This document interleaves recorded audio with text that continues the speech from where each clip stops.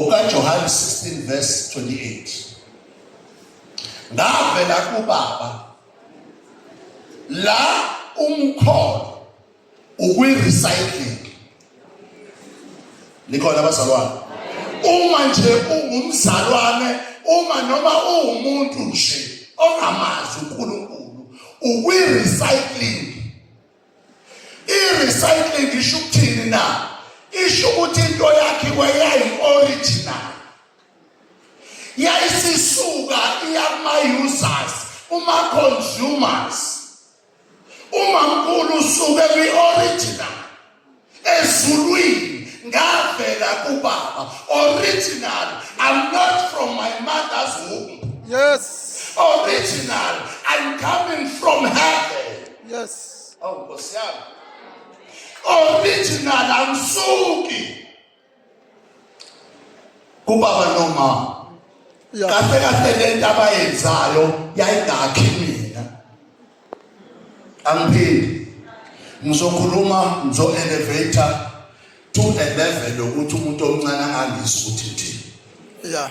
Ngithi mina ukungena kukamama nobaba erumini yabo bavale kwakungakhi mina kodwa kwadisayino sezulwini ukuthi ngihlala nini Nkosi yami esibelethweni sikamama. Kungakho izalukazi mayeqeda ukushada nje umakoti zimbona kungenzeki lutho kodwa ebeqhubeke ngene kamereni bese siyabuza ukuthi kade mfana izinto uyayiqondanisa Nkosi yami noma nani niyazenza lezi zinto zabasikhulu zokuqondanisa. Nkosi yami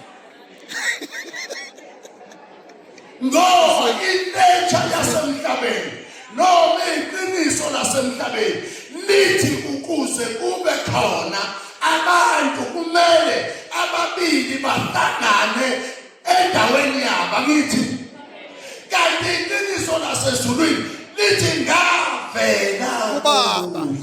Nkosi yami ayi lasezulwini ke ayi Nkosi yami laselithi ngeza ezweni emhlabeni. Ngiyalishiya futhi izwe ngibuyela kubaba. Ngibuyela bani? Kubaba.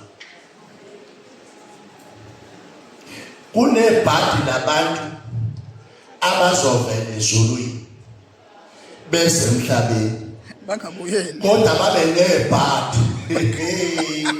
lokungabuyeli kubaba. Yes.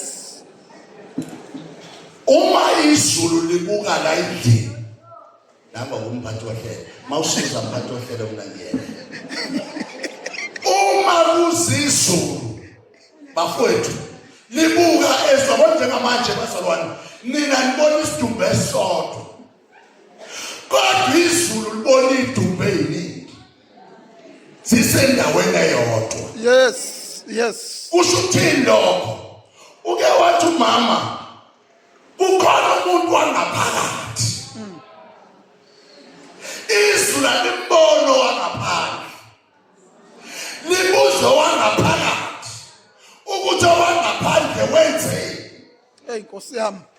Nkosi yami wozama wami. Hayi angifuni nje ukuze ngixabane nawe ngoba